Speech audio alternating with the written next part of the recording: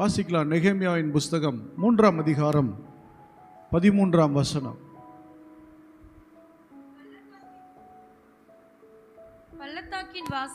பள்ளத்தாக்கின் வாசலை ஆனோனும் சானோவாகின் குடிகளும் பழுது பார்த்து கட்டினார்கள்.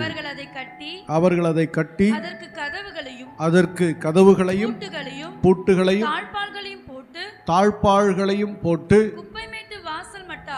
குப்பைமேட்டு வாசல் மட்டாக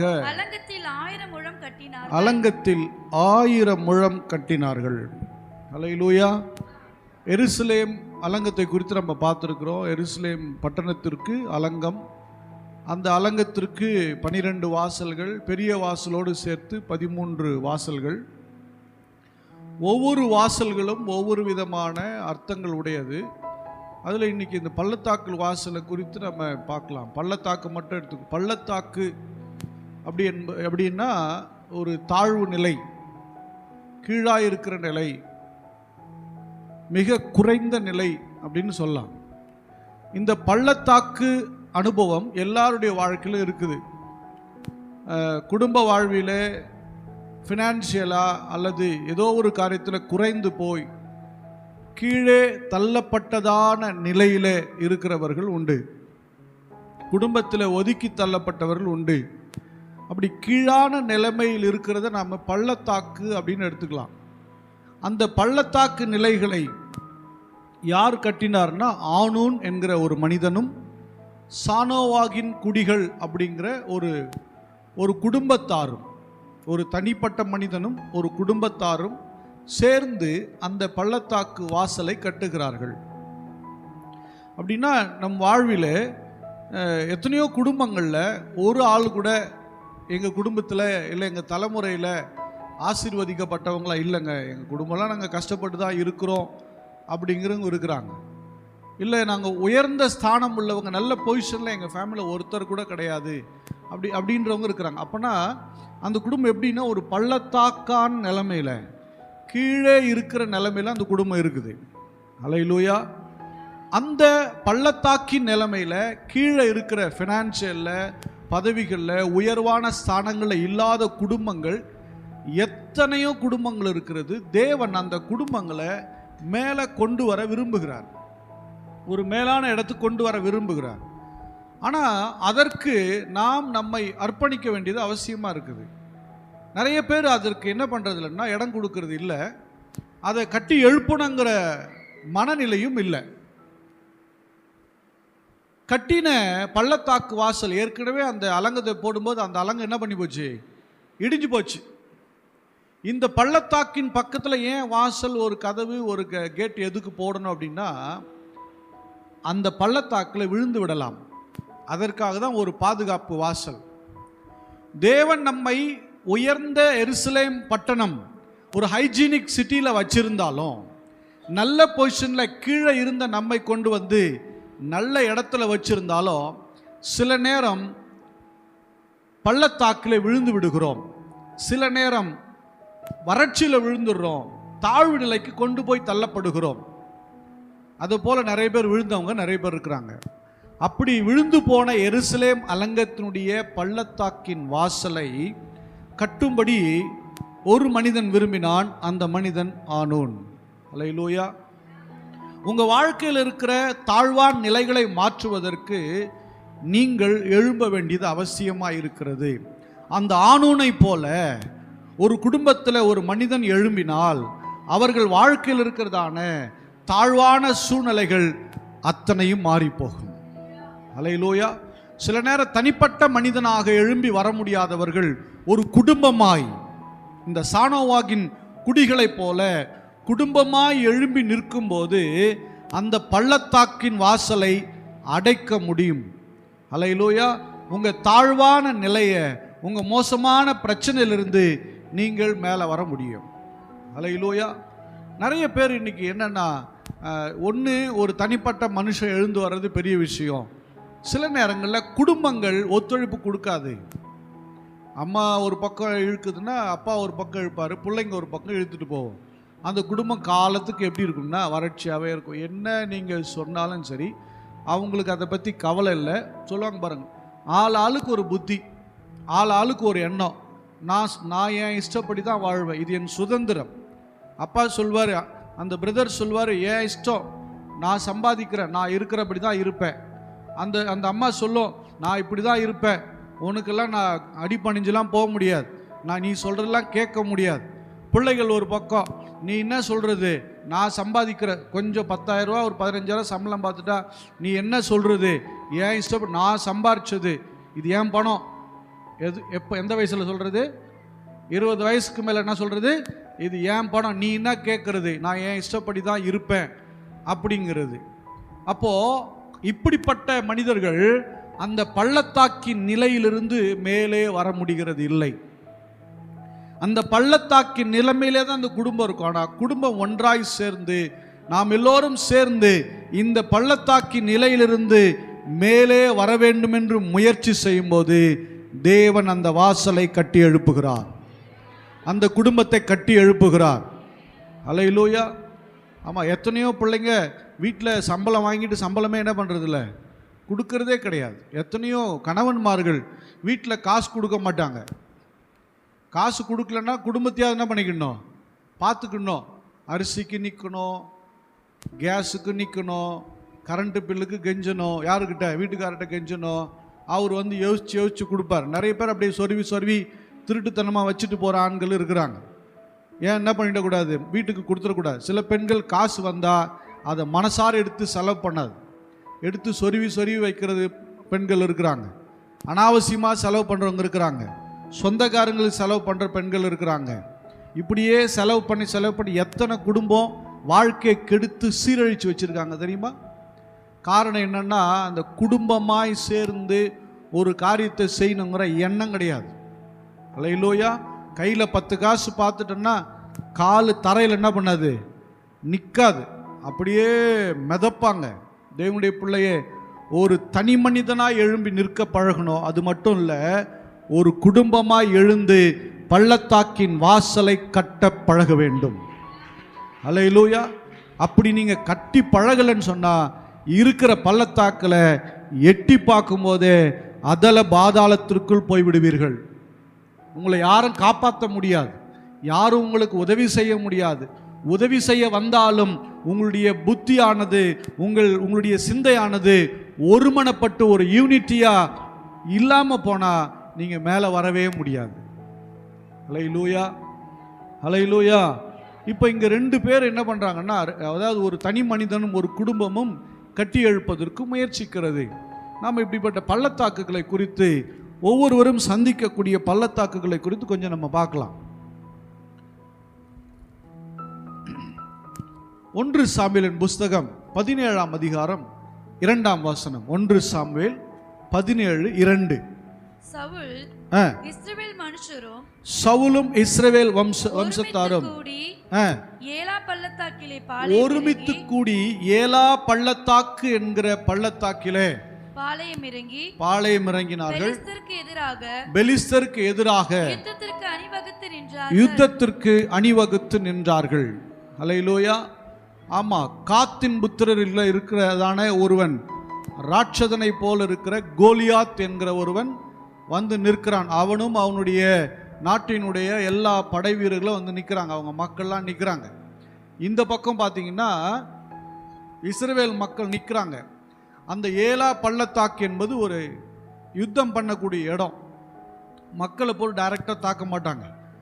ஒரு முறையான போர் என்பது, போர் வீரர்கள் ஆங்காங்கே இடத்த ஃபிக்ஸ் பண்ணி வார் பண்ணுவாங்க. நேராக சிவிலியன்ஸை வந்து என்ன பண்ணக்கூடாது, தாக்கக்கூடாது. அதாவது பொதுமக்களை வந்து என்ன பண்ணக்கூடாது, தாக்கக்கூடாது, பொதுமக்கள் அழிக்கக்கூடாது. இப்போ கூட அமெரிக்கா பார்த்திங்கன்னா போர் விதி மீறல். பிள்ளைகள், குழந்தைகள் படிக்கிற ஸ்கூலில் என்ன பண்ணாங்க, பாம்பு வச்சு வெடிகுண்டு வச்சு நாசம் பண்ணிட்டாங்க. போர் காலங்களில்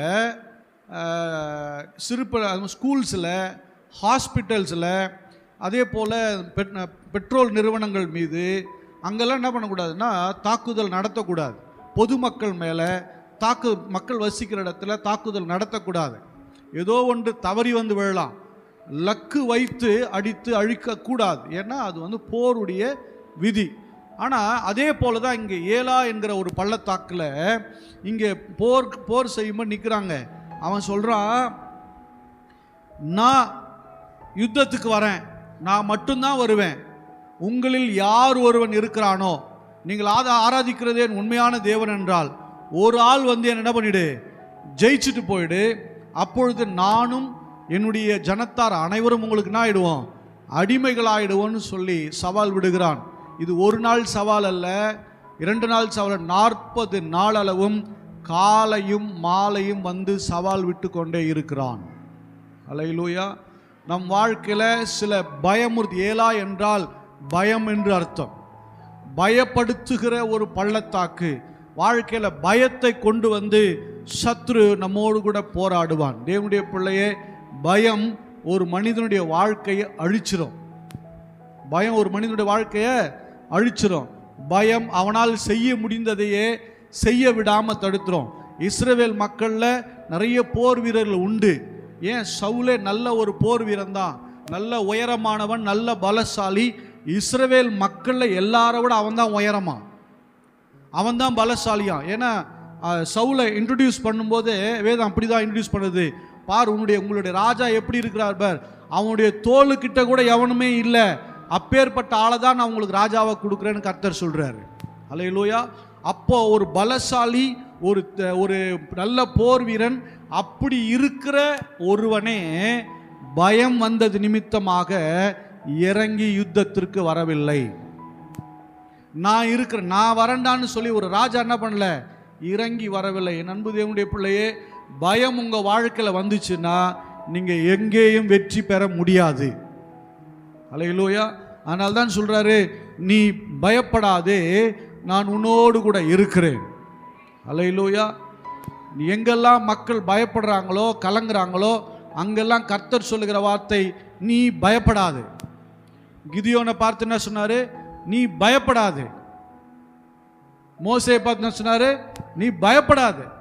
யோசுவாவை பார்த்து என்ன சொன்னாரு, நீ பயப்படாது. எரேமியா பார்த்து என்ன சொல்றாரு, நீ பயப்படாது. மரியாதை பார்த்து என்ன சொன்னாரு, பயப்படாது. பயம் எப்பொழுது வருகிறதோ, நடுக்கம் எப்பொழுது வரும், அது எந்த பிரச்சனையானாலும் சரி, அது எவ்விதமான காரியமானாலும் சரி, கர்த்தர் சொல்லுகிறது பயப்படாது என்று சொல்லுகிறார். ஆனால் சத்ரு கொடுக்கிற பயமுறுத்தல்களுக்கு இந்த ஜனக்கூட்டம் அத்தனையும் பயந்தது. ஒருவன் மாத்திரம் முன்பதாக வந்தான். அல்லேலூயா. அவர்தான் தாவீது என்கிற மனிதன். அல்லேலூயா. துதிக்கிறவன் என்றைக்கும் எந்த சத்ருவின் அதிகாரங்களுக்கும் எந்த பயமுறுத்தல்களுக்கும் பயப்படுவதில்லை. துதிக்காத ஜெபிக்காத பிள்ளைகள், விசுவாசமற்ற பிள்ளைகள் தான் பயந்து பயந்து வாழ்வாங்க. அவன் ஒருவன் மாத்திரமே விசுவாசமா எழுந்து போனான். அவன் சரீரத்தில் பெரிய பலன் இல்லை, உயரம் இல்லை, வயதில்லை, அனுபவம் இல்லை, ஆனால் விசுவாசம் இருந்தது. அல்லேலூயா. விசுவாசிக்கிறவன் பதறான், ஒரே பயம் பயம் பயம் பயம் பயம். பயம் இருந்தால் உங்களை சிலந்தி கூட உங்களை பிடிச்சி உள்ள உட்கார வச்சுக்கோ. என்னது, சிலந்தி பூச்சி கூட உங்களை பிடிச்சி உள்ள வச்சுக்கோ. பயந்துக்கிட்டே இருந்தீங்கன்னா வாழ்க்கையில் பயம் தேவையில்லை, தேவ பயம் தேவை. என்ன பயம் வேணும்? தேவனுக்கு பயப்படுறது இல்லை, மற்றது எல்லாத்துக்கும் பயப்படுவோம். நம்ம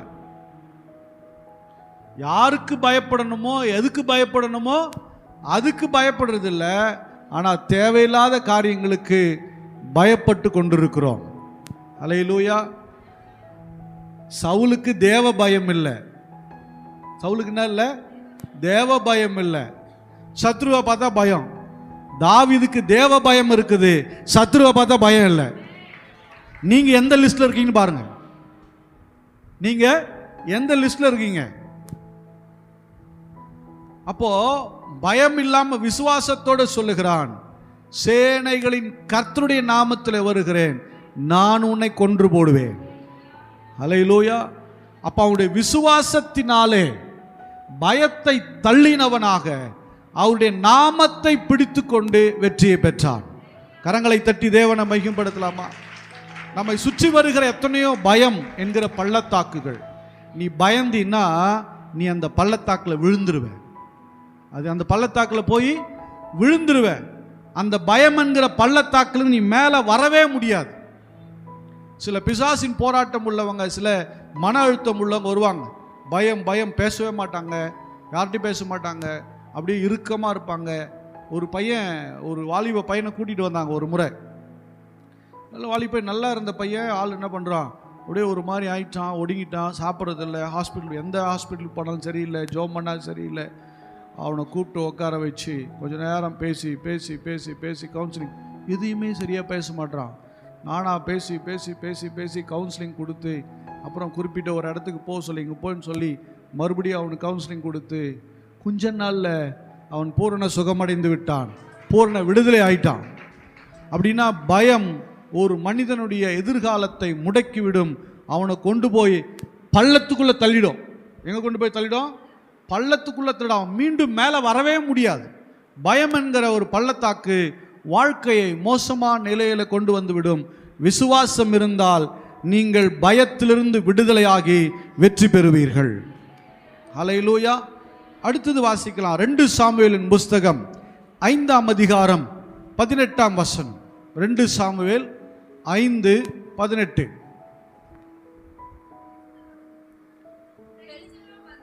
பெலிஸ்தரோ வந்து ரெப்பாயிம் பள்ளத்தாக்கிலே பரவி இருந்தார்கள். படிங்கம்மா, அவ்வளவுதானா? படிங்க. பெலிஸ்தருக்கு விரோதமாய் போகலாமா? பெலிஸ்தருக்கு விரோதமாய் போகலாமா? அவர்களை என் கையில் ஒப்பு கொடுப்பீரா என்று தாவீது கர்த்தரிடத்தில் விசாரித்தபோது கர்த்தர் போ, பெலிஸ்தரை உன் கையில் நிச்சயமாய் ஒப்பு கொடுப்பேன் என்றார். தாவீதுக்கு சொன்னார். ஹல்லேலூயா. நான் போலாமா? போ. சில பேர் அதெல்லாம் கேட்க மாட்டாங்க. அவங்க எடுக்கிறதா முடிவு. யாரு? அவங்க எடுக்கிறதா முடிவு. அப்புறம் ஆண்டவர் என்ன பண்ணிட்டு இருப்பாங்க? தேவனுடைய பிள்ளையே, தேவ சமூகத்தில் நின்று பழகணும். தேவ சமூகத்தில் நேர டைரக்டா அவர்கிட்ட பேசியிருப்பார் ஆண்டவர். தாவீது எங்க போய் கேட்பான்னா ஆசாரியன் தான் கேட்பான். ஆசாரியன் தான் சொல்லுவான், பாஸ்டர் தான் சொல்லுவார், இதை செய், இதை செய்யாத அப்படின்னு சொல்லுவார். அங்க அப்படிதான் தாவீது போய் கேட்கும்போது, நான் வந்து ரெப்பாயிம் பள்ளத்தாக்கில் பெலிஸ்தருக்கு விரோதமா போறேன், நான் போலாமா? நான் ஜெயிப்பனா அப்படின்னு சொன்னா கர்த்தர் சொல்றாரு, நீ போலாம்ப்பா, நீ ஜெயிப்ப. அல்லேலூயா. இன்னைக்கு கீழ்ப்படுகிற மக்கள் சொற்ப மக்கள். நான் மறுபடியும் சொல்றேன், தேவன் யாரையும் கலங்கடிக்கிறவர் அல்ல. தேவன் யாவரையும் கைவிடுகிறவர் அல்ல. நீங்களா கையை விட்டு போனாதான். யாரு? அவர் கை எப்பி நீட்டினபடி தான் இருக்குது. கையை நீங்க விட்டுட்டு போறதும் கையை பிடிச்சது யார்கிட்ட தான் இருக்குது? அவர் கரெக்டாக தான் போயிட்டு இருப்பார். அவர் என்னைக்கும் மாறுகிற தேவன் அல்ல. அவர் தெளிவாக சொல்லிட்டார், நான் நேற்றும் மாற மாட்டேன், இன்றும் என்றும் மாறுவதில்லை. நாம மாறினா அது அவரு பொறுப்பு இல்லை. அல்லேலூயா. நம்ம என்ன பண்றோம்னா, அவருனுவோ நமக்கு வேலைக்கார மாதிரியும். யார் வேலைக்காரு? இயேசு கிறிஸ்து நமக்கு வேலைக்கார மாதிரியும், அவர் இதோ டெலிவரி பாய் மாதிரியும். இதை பண்ணிடும் ஆண்டவரே, இப்படி பண்ணிட ஆண்டவரே, அப்படி பண்ணிட ஆண்டவரே, இதை மாத்திர ஆண்டவரே, அதை செஞ்சிட ஆண்டவரே, நான் போறேன் கூட வாங்க ஆண்டவரே. பண்ற அட்டகாசத்துக்கெல்லாம் கூட வரணுமா? அவர் சொல்றதுக்குள்ள, நம்ம சொல்றதுக்கெல்லாம் அவர் என்ன வேலைக்காரா? அவரு தேவன் அல்லவா? தேவனிடத்தில் விண்ணப்பம் எப்படி வைக்கணும்? வரேன். ரெப்பாயிம் பள்ளத்தாக்கில் போய் யுத்தத்துக்கு போறான். ரெப்பாயிம் பள்ளத்தாக்கு என்றால் ராட்சதர்கள் வாழும் இடம். ரெபாயிம் அப்படின்னா, ரெபாயிம் அங்கே மாந்திரீகம் செய்கிறவர்கள் அதிகம், விக்கிரக வணக்கத்தார் அதிகம், மாந்திரீகம் நிறைந்த ராட்சதர்கள் நிறைந்த பகுதிதான் ரெப்பாயிம் பள்ளத்தாக்கு. தேவனுடைய பிள்ளையே, நீங்கள் போகிற இடங்களில் பிசாசின் கிரியைகள் அதிகம் இருக்கலாம், வாழ்கிற இடத்துல இருக்கலாம், உங்கள் குடும்பத்தில் மாந்திரீகங்கள் இருக்கலாம், உங்கள் தலைமுறையில் எப்போவோ செய்த மாந்திரிகங்கள், அசுத்தாவின் கிரியைகள் உங்கள் குடும்பத்தை விட்டு நீங்காமல் இருக்கலாம். அல்லேலூயா. அவைகளை எப்படி நீங்கள் மேற்கொள்ளணும்னா கர்த்தருடைய ஆலோசனையின்படி தான் மேற்கொள்ள முடியும். எப்படி மேற்கொள்ள முடியும்? பயம் என்கிற பள்ளத்தாக்கை விசுவாசத்தினாலே மேற்கொள்ளணும். மாந்திரிகம் அசுத்தாவின் அதிகாரங்களை தேவன் கொடுக்கிற ஆலோசனையின்படி தான் வெற்றி கொள்ள முடியும். அல்லேலூயா. நம்ம எல்லாருக்கும் ஆலோசனை தானாகவே வந்துடுது. எங்கே வருது? தானாகவே. எல்லாம் தீர்க்கதரிசிகள் தானாகவே வருது. நினைக்கிறதெல்லாம் கர்த்தர் பேசிட்டார். என்னது? மற்றதெல்லாம் கர்த்தர் பேச மாட்டேங்கிறார். நினைக்கிறதெல்லாம் கர்த்தர் பேசுனது. இப்போ சும்மா ஒரு விஷயம் வச்சுக்கோ. ஒருத்தர் வந்து இங்கே நம்ம இங்கே எடுத்து பேசுமே. இப்போ லாட்ரி இல்லை, 1 கோடி ரூபாய் என்ன வாங்கிட்டான்? லாட்ரி சீட் வாங்கிட்டான். கடைக்காரன் கொடுக்கும்போது சொன்னான், ஆனால் யாருக்கும் இல்லைன்னா இது உனக்கு மட்டும்தான் வச்சுருந்தேன், ஒன்று இது உனக்கு தானா அப்படின்னு கொடுத்துட்டான். நாளைக்கு ரிசல்ட்டு நைட் அவனுக்கு என்ன கனவு வரும்? என்ன கனவு வரும் அவனுக்கு? 1 கோடி ரூபாய் விழுந்த மாதிரி 1 கோடி ரூபாய் வச்சு என்னென்ன வாங்கணும் எல்லாத்தையும் என்ன பண்ணிடுவார்? அவன் விடிய தூங்குவானா? அவன் தூங்குவானா? இப்போ வர்ற கனவுலாம் என்ன கனவு? அது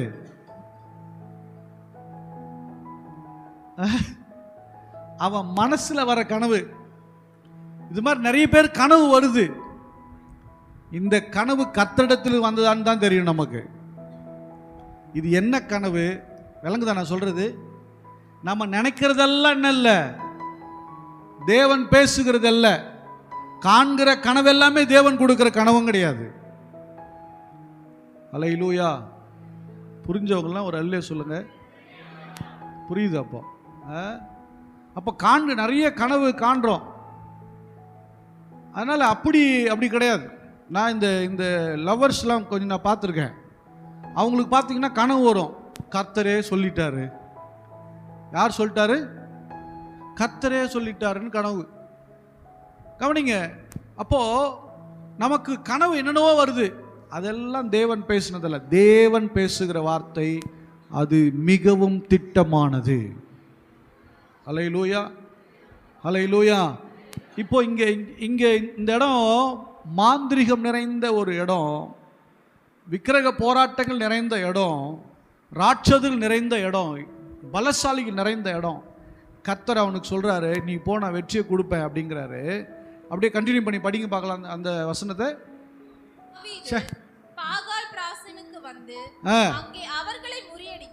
தாவீது பாகால் பிராசிமுக்கு வந்து அங்கே அவர்களை முறியடித்து தண்ணீர்கள் உடைந்தோடுகிறது போல கர்த்தர் என் சத்துருக்களை எனக்கு முன்பாக முறிந்தோட பண்ணினார். அல்லேலூயா. அந்த இடத்துக்கு பாகால் பிராசிம் என்று பெயர் வைத்தான் என்று வசனம் சொல்லுகிறது. பாகால் பிராசிம் என்றால் தேவன் என் சத்துருக்களை தண்ணீரை போல உடைந்தோட பண்ணினார். அல்லேலூயா. ஆனா அவங்க யாரு? ராட்சதர்கள். அவர்கள் யார்? மாந்திரிகத்தின் பலமுள்ளவர்கள். ஆனா அவங்க தண்ணீரை போல சிதறி ஓடினாங்களாம். எப்படி இப்படி சிதறி ஓடி இருக்க முடியும்? படிங்க அடுத்த வசனத்தை. அங்கே பெலிஸ்தர் தங்கள் விக்கிரகங்களை விட்டு ஓடி போனார்கள். விக்கிரகங்களை விட்டு ஓடி போனார்கள். அவைகளை தாவீதும் அவன் மனுஷரும் சுட்டெரித்தார்கள். பெலிஸ்தர் திரும்பவும் வந்து ரெப்பாயிம் பள்ளத்தாக்கிலே இறங்கினார்கள். கண்டினியூ பண்ணி படிங்கம்மா. தாவீது கர்த்தரிடத்தில் விசாரித்ததற்கு அவர், நீ நேரே போகாமல் அவர்களுக்கு பின்னாலே சுற்றி முசுக்கட்டை செடிகளுக்கு எதிரே இருந்த அவர்கள் முசுக்கட்டை செடியினுடைய நுனியின் உரசல் இரைச்சலை நீ கேட்கும் இரைச்சல் நீ கேட்டு சீக்கிரமா எழும்பி போ. அப்பொழுது பெலிஸ்தரின் பாளையத்தை நீ முறியடித்து கர்த்தர் உனக்கு முன்பாக புறப்பட்டிருப்பார் என்றார். கர்த்தர் உனக்கு முன்னாடி புறப்பட்டு போயிருப்பார். அல்லேலூயா. அவர் கொடுக்கிற ஆலோசனை என்னன்னா, இவ போன விரண்டு ஓடுறானுங்க. சொல்றார், முசுக்கட்டை செடி இலையின் உரசல், அந்த இரைச்சல் அது உரசும்போது வருகிற சத்தத்தை கவனிச்சு நீ போ அப்படின்னா இது சாத்தியமா? தாவீது கூட படை வீரர்கள் இருக்கிறாங்க, குதிரைகள் இருக்குது, அப்படிதானே? அவங்கிட்டையும் குதிரைகள் இருக்கும், அவங்கிட்டையும் படை வீரர்கள் இருக்கும். இதுக்கு இடையில என்ன சத்தம் கேட்கணுமா? முசுக்கட்டை செடியின் உரசலை கேட்கணுமா? அப்படி கேட்கும்போது கர்த்தர் உனக்கு முன்னாடி போயிட்டு இருப்பாருங்க அப்படிங்கிறாரு. அல்லேலூயா. அப்படின்னா என்ன? என் ஆலோசனையை சரியாய் கவனின்னு அர்த்தம். நான் கொடுக்கிற ஆலோசனையை சரியாய் கேட்டு அதன்படி செஞ்சினா கர்த்தர் உனக்கு முன்னாடி போயிட்டு இருப்பாரு. எப்பயோ உனக்கு வெற்றி வைக்கப்பட்டிருக்கிறது. இந்த ஆலோசனைகளை கேட்கிற மக்கள் இன்னைக்கு குறைஞ்சிட்டாங்க. யாருடைய ஆலோசனை வெற்றி பெறுதோ இல்லையோ, கர்த்தருடைய ஆலோசனை வெற்றி பெறும். வேதம் சொல்லுகிறது, அவர் ஆலோசனை கர்த்தர். அல்லேலூயா. தாவீதுக்கு ஒரு ஆலோசனைக்காரன் இருந்தான், அகிதோப்பேல். ஆனா அவனுடைய ஆலோசனை கூட தோத்து போச்சு. ஆனா கர்த்தர் கொடுத்த ஆலோசனை ஒருபோதும் தோற்கவில்லை. அல்லேலூயா. தேவனுடைய பிள்ளைய நிறைய பேர் நமக்கு ஆலோசனை கொடுப்பாங்க. வீடு கட்டுறதுக்கு ஆலோசனை, படிப்புக்கு ஆலோசனை, கல்யாணத்துக்கு ஆலோசனை, ஹெல்த் டிப்ஸ் கொடுப்பாங்க. இப்படி சாப்பிடு, அப்படி பண்ணு, இதை பண்ணு. அப்புறம் குடும்ப கல்யாணம் ஆச்சுன்னா அது புது புது அட்வைஸ்லாம் கொடுப்பாங்க. நீ இவங்ககிட்ட இப்படி நடந்துக்கோ, அவங்கக்கிட்ட இப்படி நடந்துக்கோ, எல்லா ஆலோசனை கிடைக்கும். ஆனால் கர்த்தர் கொடுக்கிற ஆலோசனை அது விழுந்து போகாது, அது நிற்க பண்ணுகிற ஆலோசனை. ஒரு தொழில் தொடங்கினா அதுக்கு நிறைய நீ கன்சல்டன்சி இருக்குது, நிறைய ஆலோசனை மையங்கள். வெளிநாட்டுக்கு போய் படிக்க போகிறதுக்கு, பிஸ்னஸ் பண்ணுறதுக்கு, சிறு தொழில் பண்ணுறதுக்கு, பேங்க் லோன் வாங்கிறதுக்கு நிறைய கன்சல்டன்சி இருக்குது. இன்னைக்கு தேவனுடைய பிள்ளைய ஆலோசனைக்காரர்கள் அநேகம் இருந்தால் ஜெயம் கிடைக்கும். ஆனால் எல்லா ஆலோசனையும் கர்த்தருடைய ஆலோசனைக்கு நிகர் அல்ல. அல்லேலூயா. அப்போது நல்லா புரிஞ்சுக்கணும், இந்த காரியங்களை ஜெயிப்பதற்கு தேவனுடைய ஆலோசனை தேவை. மாந்திரீகங்களை, சத்துருவின் அதிகாரங்களை ஜெயிப்பதற்கு நாம் தேவனுடைய ஆலோசனை நாடி நிற்க வேண்டும். அல்லேலூயா. வாசிக்கலாம், இன்னொரு பகுதியை நாம் வாசிக்கலாம். சங்கீதத்தின் புஸ்தகம் 23ஆம் அதிகாரம் 4ஆம் வசனத்தை நாம் வாசிக்கலாம். நான் மரண இருளின் பள்ளத்தாக்கிலே நடந்தாலும் பொல்லாப்புக்கு பயப்படேன். தேவரீர் என்னோடு கூட இருக்கிறீர். உமது கோலும் உமது தடியும் என்னை தேற்றும். மரண இருளின் பள்ளத்தாக்கை நான் வாழ்ந்தாலும், அந்த பள்ளத்தாக்குக்குள்ள நான் வாழ்ந்தாலும் நான் பயப்பட மாட்டேன். ஏன் அப்படின்னா தேவரீர் என்னோடு கூட இருக்கிறீர். அல்லேலூயா. தாவீது ஒரு துதிக்கிற மனுஷன். போகிற இடங்களில் நிறைய இன்னல்கள், பிரச்சனைகள், காடு மலைகளில், கண்மலைகளில் போய் ஒளிஞ்சு குகையில் அங்கே இங்கே ஒளிஞ்சு நிறைய பிரச்சனைகளை ஃபேஸ் பண்ண மனுஷன் எழுதுறாரு, நான் மரண இருளின் பள்ளத்தாக்கிலே நடந்தாலும் பொல்லாப்புக்கு நான் பயப்பட மாட்டேன். ஏன் அப்படின்னா தேவரீர் என்னோடு கூட இருக்கிறீர். மரண இருள் அப்படின்னா எதிரில் இருக்க ஆளே தெரியாத கடுமையான இருள், அமாவாசை இருட்டு. இன்றைக்கி நம்ம அமாவாசை கூட நமக்கு என்னவாக தான் இருக்குது, வெளிச்சமாக இருக்குது. ஏன்னா எங்கே பார்த்தா லைட் இருக்குது, எலக்ட்ரிசிட்டி இருக்குது. எல்லாம் நம்ம என்ன பண்ணுறோம், வெளிச்சத்தில் வாழ்கிறோம். கொஞ்ச காலங்களுக்கு முன்னாடிலாம் நாங்களாம் சின்ன பையனாக இருக்கும்போது பார்த்திங்கன்னா வீட்டில் சிம்னி விளக்கு தான். அமாவாசைன்னு தனியாக தெரிஞ்சிடும். வெளியே வந்தால் வீட்டுள்ள மட்டும்தான் வெளிச்சம். வெளியே வந்து என்ன பண்ணோம், பளிச்சுன்னு தெரியும். நாங்கள் பௌர்ணமியில் வெளியே தான் வந்து உட்காந்து சாப்பிடுவோம். நிலா வெளிச்சத்தில் சாப்பிட்றதுக்கு ஒரு ஆசை, எல்லாம் வந்து வெளியே தான் உட்காருவோம். கொஞ்சம் குளிர்ச்சியாக இருக்கும், நிலா வெளிச்சத்தில் உட்காந்து சாப்பிடுவோம். அந்த அமாவாசை இருட்டு அதை விட கடுமையான இருள். நம்ம இருளில் கூட நம்ம வெளிச்சம் என்ன பண்ணிடுவோம், இப்போ அப்படியே நம்ம பார்த்துட்டு போயிடலாம். ஆனால் அந்த மரண இருள் தெரியாது, எதிரில் இருக்கிறதே தெரியாது, சுற்றி முற்றி இருக்கிறதே தெரியாது. மிகுந்த பயத்தை கொடுக்கிற ஒரு இருள் அது மரண இருள். அல்லேலூயா. வாழ்வா சாவா என்கிற தீர்மானிக்கிற இருள் அது. அந்த இருளை கடந்து போகணும். எப்படி கடந்து போகிறது, எப்படி அதை ஜெயிக்கிறது? எதிர்காலமே தெரியலங்க, ஒன்றுமே தெரியல.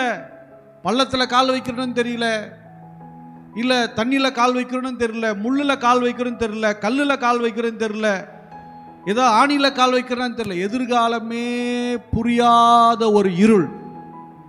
ஒன்று மரணம் மட்டும்தான் முன்னாடி கண்ணுக்கு போயிட்டு வருது. நிறைய பேருக்கு மரணம் மட்டும் போயிட்டு வரும். செத்து போகலாம் செத்து போயிடு, நரகத்துக்கு போயிடுவேன். எங்கே போயிடுவேன்? மரணம் மட்டும்தான் கண்ணாடி வாழ்க்கைக்கு தெரியுது, முன்னாடி தெரியுது, வேற எதுவுமே தெரியல. அல்லேலூயா. அங்கே தான் சொல்லுகிற, உமது கோலும் உமது தடியும் என்னை தேற்றும். அல்லேலூயா. கோல் என்பது வேத வசனங்கள், தடி என்பது தேவ சத்தம். அல்லேலூயா. வேத வசனம் நமக்கு என்ன பண்ணுனா உதவி செய்யும். தேவனுடைய சத்தம் நம்மை வழி நடத்தும். ஏன் ரெண்டும் கொடுத்துருக்கிறார்? தடி, நல்ல கவனிங்க. அந்த மேய்ப்பன் போகும்போது பின்னாடி என்ன பண்ணுவார்? அந்த கோல் என்ன திருப்பி கொடுப்பார், பிடிச்சிட்டே என்ன பண்ணணும், போகணும். போகும்போது ஒருவேளை வழி மிஸ் ஆனால் கூட தட்டிக்கிட்டே போவார். நல்லா கவனிங்க. தேவனுடைய வார்த்தை எங்கே இருக்குதுங்க? தேவனுடைய வார்த்தை எங்கே இருக்குது? உங்களை தான் கேட்குறேன், எங்கே இருக்குது? வேதத்தில் இருக்குது. தேவ சத்தம் எங்கே இருக்கு? எங்கே கேட்குது? ஊழியக்காரன் இருந்து கேட்குது. தேவ சத்தத்தை கேட்டுக்கணும், வார்த்தையை பிடிச்சிக்கணும். அல்லேலூயா. வார்த்தையை பிடிச்சிட்டு போனாலும் நீ மரண இருள கடக்க முடியாது. தேவ சத்தத்தை மட்டும் கேட்டுட்டு போனாலும் மரண இருள கடக்க முடியாது. தேவனுடைய வார்த்தையும் பிடிக்கணும், ஊழியக்காரனுடைய சத்தத்தையும் கேட்கணும். அல்லேலூயா. இன்னைக்கு வார்த்தை சொல்லுகிறது, எனக்கு யார் சொல்றது எனக்கு அவசியம் இல்லைன்னு போனீங்கன்னா கஷ்டப்படுவேன். அவர் சொல்றதான் கேட்பேன், வசனத்தை பத்தி கவலை இல்லை, மாட்டிக்குவேன். அதுவும் உனக்கு பிரச்சனை தான். தேவனுடைய வார்த்தையும் கேட்க வேண்டும், ஊழியக்காரனுடைய சத்தத்தையும் கேட்கணும். ஊழியக்காரன் தேவனுடைய சத்தத்தை கொடுக்கிறவன். அல்லேலூயா. அல்லேலூயா. அந்த மேய்ப்பன் தேவனுடைய சத்தத்தை கொடுக்கிறவன். இன்னைக்கு மக்கள் மனநிலையெல்லாம் மாறிடுச்சு. எல்லாம் தான் தோன்றித்தனமா, தானே முடிவு, தானே எல்லாம், தானே தானே தானே முடிவெடுக்கும் தானே தலைவர்கள். தானே எல்லாம் எங்களுக்கு தெரியாதா, நாங்கள் பார்க்காதா, எங்களுக்கு நாங்கள் யார் தெரியல, எங்களுக்கா இல்லை, எங்களுக்கு அவங்க இருக்கிறாங்க, இவங்க இருக்கிறாங்க, இது இருக்குது, அது இருக்குது, சொத்து இருக்குது, இது. வேதம் மிக தெளிவாய் போதிக்கு. தாவீதுக்கு இல்லாத பேக்ரவுண்டாங்க. தாவீதுக்கு பேக்ரவுண்டு இல்லையா? அவனுக்கு இல்லையா பேக்ரவுண்டு? ஆனால் எதுவும் அவன் வாழ்க்கையில் அவனை முன்னாடி கொண்டு வரவே இல்லை. வாழ்க்கையில் கொண்டு வரவே இல்லை. அவனை முன்னாடி கொண்டு வந்தது தேவனுடைய வார்த்தைகளும் தேவ சத்தமும். கரங்களை தட்டி தேவனை மகிமைப்படுத்தலாமா? தாவீதை முன்னாடி கொண்டு வந்தது தேவனுடைய வார்த்தையும் தேவ சத்தமும் தான் முன்னாடி கொண்டு வந்துச்சு. நீ வார்த்தையை விட்டாலும் பிரச்சனை தான், சத்தத்தை விட்டாலும் பிரச்சனை தான். சத்தியத்தையும் அறிவீர்கள், சத்தியம் உங்களை விடுதலையாக்கும். ஏன் சத்தியத்தையும் அப்படின்னு போட்டிருக்கு? குமாரன் உங்களை விடுதலையாக்கினால் மெய்யாகவே விடுதலை ஆவீர்கள். குமாரனும் விடுதலையாக்குவார், சத்தியமும் விடுதலையாக்கும். குமாரன் விடுதலையாக்கும் போது ரட்சிப்பு, சத்தியம் விடுதலையாக்கும் போது பரலோகத்தின் பாக்கியவான்களா மாறுறீங்க. அல்லேலூயா. அப்போ தேவன் சகலத்தையும் நேர்த்தியை தான் செஞ்சுட்டு வரார். எதையும் அவர் தப்பா செய்வது இல்லை. ஆகவே மரண இருளின் பள்ளத்தாக்கள், எதிர்காலத்தை குறித்த கேள்விகள், நல்ல கவனிங்க, எதிர்காலத்தை குறித்த பயங்கள், எதிர்காலத்தை குறித்த கேள்விகள் இப்படிலாம் இருந்துச்சுன்னா நீங்கள் தேவனுடைய வார்த்தையையும் ஊழியக்காரனுடைய சத்தத்தையும் கேட்டிங்கன்னா தான் நீங்கள் அதை கடந்து போக முடியும். இல்லாட்டி மரண இருளுக்குள்ளே சுற்றி வந்துட்டே இருப்பீங்க. போகிற மாதிரி தான் தெரியும், எல்லாம் நடக்கிற மாதிரியே தெரியும், ஆனால் அங்கேயே சுற்றி வந்துக்கிட்டு இருக்கணும். இருளில் இருக்கிறவன் என்ன பண்ணுவானா? தடவி திரிவான். இருளில் நடக்கிறவன் அங்கேயே தடவி அங்கே நின்றுருப்பான். இதை பார்த்தா இப்போதான், இதை பார்த்து இப்போ ஒரு டைம் இந்த பக்கம் தொட்டா என்ன தெரியும்? இப்படி தான் தெரியும். இந்த பக்கம் தொட்டால் வேறு மாதிரி தெரியும், மேலே தொட்டால் வேறு மாதிரி தெரியும். தடவி இதான் போலன்னா எதுவுமே கிடைக்காது. இருளில் நடந்து கொண்டிருக்கும் போது தேவனுடைய வார்த்தையும் தேவ சத்தத்தையும் நம்ம கேட்காம போனோம்னா நாம் தடவி திரிகிறவளான்னு இருப்போம். எல்லாம் மூவ் ஆகிட்டு இருக்கா மாதிரியே தெரியும், ஆனால் ஒன்றும் நடக்காது. அல்லேலூயா. இரண்டும் அவசியமாகிறது. அல்லேலூயா. ஞானம் உள்ளவர்கள் வசனத்தை பிடித்து கொண்டு நடக்க ஆரம்பிச்சிருவாங்க. அடுத்து நம்ம வாசிக்கலாம் சங்கீதத்தின் புஸ்தகம் 84:6.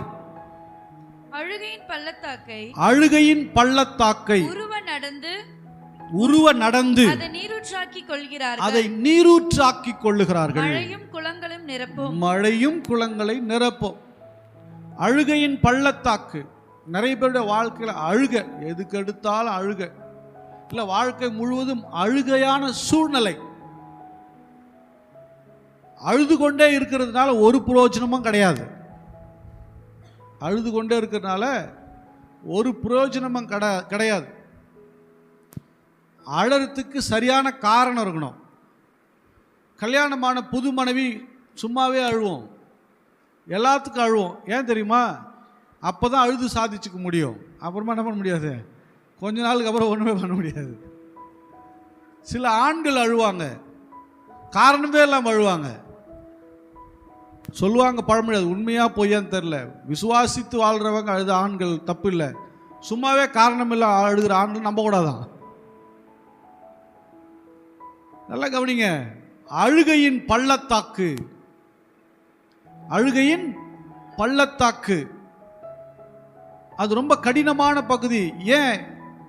எல்லை, அதாவது வெற்றி வாழ்க்கையினுடைய எல்லையை தாண்ட முடியாத ஒரு சூழ்நிலை. இதுக்கு மேல முடியல. கிடைக்க வேண்டிய சுதந்திரத்தை, நமக்குண்டானதை எடுத்துக்கொள்ள முடியவில்லை. போர் எல்லையில் பார்த்தீங்கன்னா அந்த மிலிட்ரி வாரியர்ஸ் இருப்பாங்க. அவங்க என்ன பண்ணுவாங்கன்னா, நிமிர்ந்து நின்னா சுட்டுருவான், நிமிர்ந்து நின்னா சுட்டுருவான், உடனே தாக்குதல் தான். அதனால் அவன் என்ன பண்ணுவான், லக்கேஜ் இருக்கும், முதுகில் எல்லாமே இருக்கும், இந்த பக்கம் தண்ணி இருக்கும், கையில் கன் இருக்கும், கத்தி இருக்கும், தொப்பி இருக்கும், எல்லாமே இருக்கும். ஆனால் என்ன பண்ணி தான் ஆகணும், அவங்க படுத்து இந்த முட்டி கால் முட்டி அப்படியே தேய்ச்சி தான் போகணும். அல்லேலூயா. சில எல்லையை கடந்தால் அங்கே நீரூற்று இருக்கிறது, குளம் இருக்கிறது, தாகம் தீர்க்கும்படியாக. அல்லேலூயா. உங்கள் தேவைகள் எல்லாம் பூர்த்தியாக வேண்டும் என்று சொன்னால் சில கடினமான பாதைகளில் ஜெபத்தில் நின்று பழகித்தான் ஆக வேண்டும். அது பகலாயிருக்கலாம், இரவாயிருக்கலாம், நேரங்காலம் கிடையாது. இதை நீங்கள் கடப்பீர்கள் என்று சொன்னால் நீங்கள் அழுகை என்கிற பள்ளத்தாக்க நீங்கள் கடந்துருவீங்க. அதுலேயே இல்லாட்டி நீங்கள் ஜெபிக்க மனதாக இல்லை, அல்லது நீங்கள் அதற்குண்டான முயற்சி நீங்கள் எடுக்கலை அப்படின்னு சொன்னால் நீங்கள் அந்த பள்ளத்துக்குள்ளேயே தான் இருப்பீங்க. அந்த அழுகை மாறாது. அந்த அழுகை, தேவன் பிள்ளையின் சத்தத்தை கேட்டார், குடிக்க கொஞ்சம் தண்ணி கொடுத்தா நல்லா இருக்கும் நினைச்சா கர்த்தர் துறவையே பிறந்து கொடுத்தார். அல்லேலூயா. அவர் கொஞ்சம் கேட்டாலும் நிறைய செய்கிறவர் தான். அது குழந்தையா இருக்கும்போது, அது என்னவா இருக்கும்போது, குழந்தையா இருக்கும்போது, நீ வளரும்போது, நீ வளர்ந்தது கர்த்தருக்குள்ள வளர்ந்தது உண்மையானா நீ ஜெபத்திலே ஊர்ந்து சென்றே ஆக வேண்டும். தேவன் ஆகாரின் சத்தத்தை கேட்டாரா, குழந்தையின் சத்தத்தை கேட்டாரா? ஏன்? அதுதான் ரகசியம். நீ ஆவிக்குரிய வாழ்க்கையில் ரட்சிக்கப்பட்ட புதுசில் குழந்தையா இருக்கும்போது உன் சத்தம் கேட்கப்படுகிறது. ஆனால் நீ வளர்ந்த பின்போ நீ ஊடுருவித்தான் போக வேண்டும், உருவ நடந்துத்தான் ஆக வேண்டும், ஜெபத்தில் நடந்துத்தான் ஆக வேண்டும். அப்பொழுது உனக்குண்டான ஊற்று, உனக்குண்டான ஆசீர்வாதம் உனக்காக காத்து கொண்டு இருக்கிறது. நீங்கள் அதில் வந்தீங்கன்னா தான் உங்கள் அழுகையின் பள்ளத்தாக்க நீங்கள் கடந்து ஜெயிக்க முடியும். அல்லேலூயா. நிறைய பேர் அந்த அழுகையின் பள்ளத்தாக்கிலே நின்றுட்டே இருப்பாங்க. ஜெபிக்க மனது இருக்காது. ஜெபிக்கிறது, தேவனை துதிப்பது, ஆராதிப்பது, நன்றி சொல்வது, இதற்கு மனமில்லாதவங்க எத்தனையோ பேர் இருக்கிறாங்க. அல்லேலூயா. தேவனுடைய பிள்ளையை முழு மனதோடு அவரை தொழுது கொள்ளுங்கள். அவர் உங்கள் வாழ்க்கையில் கிரியை செய்வார். வாசிக்கலாம் யோசுவாவின் புஸ்தகம் 7ஆம் அதிகாரம் 24 வாசிக்கலாம். யோசுவா 7, 24, 25, 26. யோசுவா இஸ்ரவேலரோடு கூட சேராகின் புத்திரனாகிய ஆகானையும் அந்த வெள்ளியையும் சால்வையும் பொன் பாலத்தையும் அவன் குமாரரையும் குமார்த்திகளையும் அவன் மாடுகளையும் கழுதைகளையும் ஆடுகளையும் அவன் கூடாரத்தையும் அவனுக்குள்ள யாவையும் எடுத்து ஆகோர் பள்ளத்தாக்குக்கு கொண்டு போனார்கள். ஆகோர் பள்ளத்தாக்குக்கு கொண்டு போனார்கள். அங்கே யோசுவா நீ எங்களை கலங்க பண்ணினது என்ன? நீ எங்களை கலங்க பண்ணினது என்ன? இன்று கர்த்தர் உன்னை கலங்க பண்ணுவார் என்றார். இன்று கர்த்தர் உன்னை கலங்க பண்ணுவார் என்றார். அப்பொழுது இஸ்ரவேல் எல்லாரும் அவன் மேல் கல்லெறிந்து அவன் மேல் கல்லெறிந்து அவைகளை அக்கினியிலே சுட்டெரித்து கற்களினால் மூடி அவன் மேல் இந்நாள் வரைக்கும் இருக்கிற பெரிய கற்குவியலாக குவித்தார்கள். இப்படியே கர்த்தர் தமது கோபத்தின் நுக்கரத்தை விட்டு மாறினார். ஆகையால் அவ்விடம் இந்நாள் வரைக்கும் ஆகோர் பள்ளத்தாக்கு என்ன? ஆகோர் பள்ளத்தாக்கு அப்படின்னு சொன்னா துன்பம், தொல்லைன்னு அர்த்தம். ஏன் அந்த ஆகோர் பள்ளத்தாக்குல இப்படி ஒரு சம்பவம் நடந்தது? ஆகானும் அவனுடைய குடும்பமும் அவனுடைய பொருட்கள், மிருகஜன் எல்லாத்தையும் மொத்தமா கல்லெறிஞ்சு போட்டு இஸ்ரேல் மக்கள் எல்லாம் போட்டு அவன் மூடிட்டாங்களா, அவனை உயிரோட கொண்டுட்டாங்க. ஏன் இப்படி செய்தார்? ஏன் அவனுக்கு இந்த சாபம்? ஏன் இந்த சாபம் அவனுடைய குடும்பத்தை சூழ்ந்தது அப்படின்னு சொன்னா, கர்த்தர் இஸ்ரவேல் மக்கள் ஆயி பட்டணத்துக்கு போகும்போது, யுத்தத்துக்கு போகும்போது சொல்றாரு, அங்க நீங்க ஜெயிச்சிங்கன்னா அங்க இருக்கிற எந்த பொருளையும் தொடக்கூடாது, எல்லாத்தையும் எரிச்சிருங்கன்னு சொல்றாரு. எல்லாரும் தலையை ஆட்டிக்கிட்டு போனாங்க, யுத்தம் பண்ணாங்க, எல்லாரும் எடுக்கல. ஆனா யுத்தத்துல தோல்வி. ஆனா ஒருத்தன் மட்டும். ஏன் அப்படி நடந்துச்சுன்னா, ஒரே ஒரு ஆகான் பாபிலோனிய சால்வையும் ஒரு பொன் பாலத்தையும் எடுத்து வீட்டுக்குள்ள ஒளிச்சு வச்சுக்கிட்டான். அல்லேலூயா. அவனுடைய ஆசை பாருங்க, அவனை விட்டுச்சா. பண ஆசை எல்லா தீமைக்கும் வேறா இருக்கிறது. பணமோ எல்லாவற்றிற்கும் உதவும். பணம் வேணும், ஆனா பண ஆசை எல்லா தீமைக்கும் வேர். வசனம் சொல்லுகிறது, அநியாயத்தின் திரவியம் ஒன்றுக்கும் உதவாது. அப்படின்னா உழைக்காத பணம் என்ன பண்ணாதான்? ஒட்டாது. உழைக்காத பணம் ஒட்டாது. ரொம்ப தெளிவா சொல்றாரு. நல்லா கவனிங்க. ஆகாமியத்தின் கூடாரத்தை போல மாறிடுமா. கவனிங்க. அப்போ அந்த அந்த சாபத்தீடான்ல கை வச்சு நிமித்தமா, ஒரே ஒரு ஆளுடைய தவறு நிமித்தமா சமஸ்த இஸ்ரவேலுக்கும் தோல்வி. நல்லா கவனிங்க. ஒரு விசுவாசியினுடைய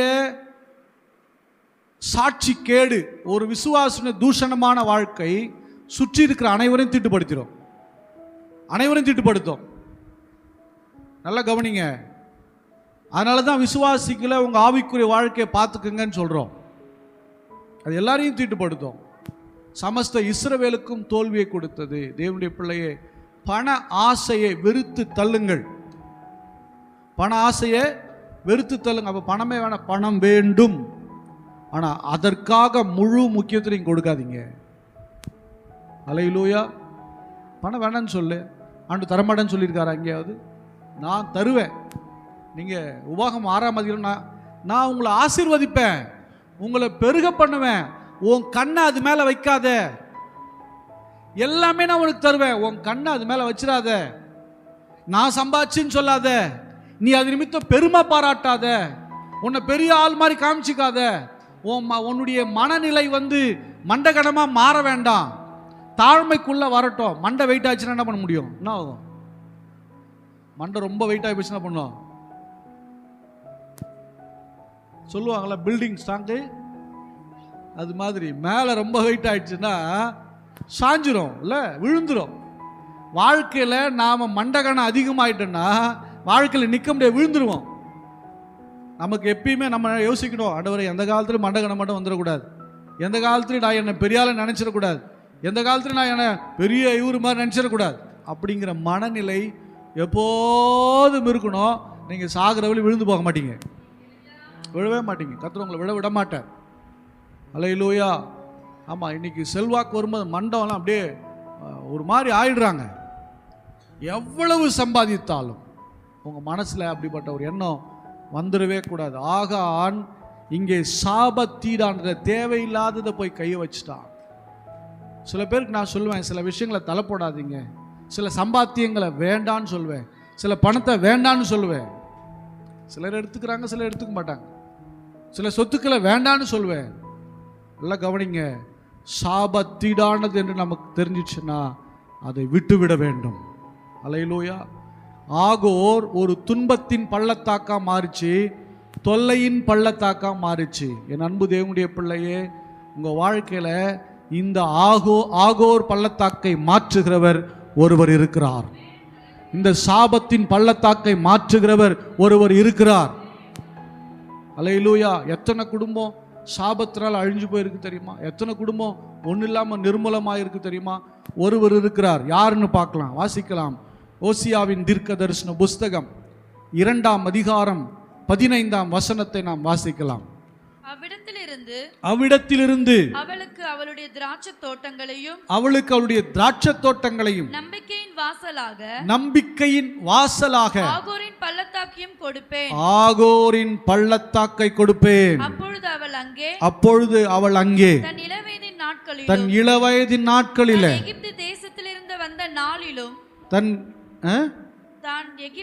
தான் எகிப்து தேசத்திலிருந்து வந்த நாளிலும் பாடினதை போல பாடுவாளாம். அல்லேலூயா. இந்த ஆகோர் பள்ளத்தாக்கு சாபமா மாறி போச்சு. ஆனா எப்பொழுது அவள் நேசர் பக்கமாய் திரும்பினாலோ, எப்பொழுது தேவனை தேடும்படி அவள் திரும்பினாலோ, அப்பொழுது அவளுக்காக அந்த ஆகோரின் பள்ளத்தாக்கை அவர் நம்பிக்கையின் வாசலாக வைப்பார். எந்த சாபம் உன்னை சூழ்ந்திருந்ததோ, எந்த சாபம் உன் குடும்பத்தை அழித்ததோ, அதே சாபத்தை தேவன் அவர் பக்கமாய் திரும்பும்போது, நாம் அவர் பக்கமாய் திரும்பும்போது, அவர் நம்பிக்கையின் வாசலாக உங்களுக்கும் எனக்கும் நிற்கிறார். புரியல நினைக்கிறேன். புரியுதா? இயேசு நம்பிக்கையின் வாசலா இருக்கும்போது வேத வசனம் சொல்லுகிறது, நானே வாசல், என் வழியாய் பிரவேசிக்கிறவன் உள்ளும் புறம்பும் மேய்ச்சலை கண்டடைவான். ஹல்லேலூயா. உள் வாழ்க்கை வெளியிருக்கிற வாழ்க்கையோ அவர் பரிபூர்ணமாய் ஆசீர்வதிப்பாராம். ஹல்லேலூயா. அங்கே ஒரு திராட்சை தோட்டமும் இருக்கிறது. சாபமான இடத்துல தேவன் தோட்டத்தையும் உருவாக்குகிற தேவனாய் இருக்கிறார். சபிக்கப்பட்டு போன வாழ்க்கையை தேவன் கனி கொடுக்கிற வாழ்க்கையாக அவரால் மாற்ற முடியும். ஆனா நீ சாபத்திட வெறுக்கணும்.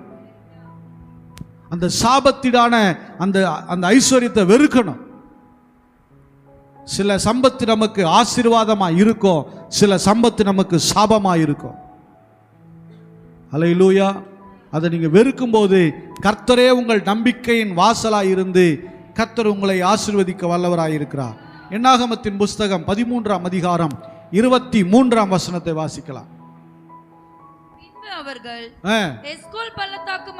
பின்பு அவர்கள் எஸ்கோல் பள்ளத்தாக்கு மட்டும் போய் அங்கே ஒரே குலையுள்ள ஒரு திராட்சை கொடியை அறுத்தார்கள். அதை ஒரு தடியில 2 பேர் கட்டி தூக்கி கொண்டு வந்தார்கள். அதை ஒரு தடியில 2 பேர் கட்டி தூக்கிட்டு வந்தாங்க. மாதுளம் பழங்களிலும் அத்தி பழங்களிலும் சிலவற்றை கொண்டு வந்தார்கள். ஆமா. ஹல்லேலூயா. இங்கே என்ன சம்பவம்?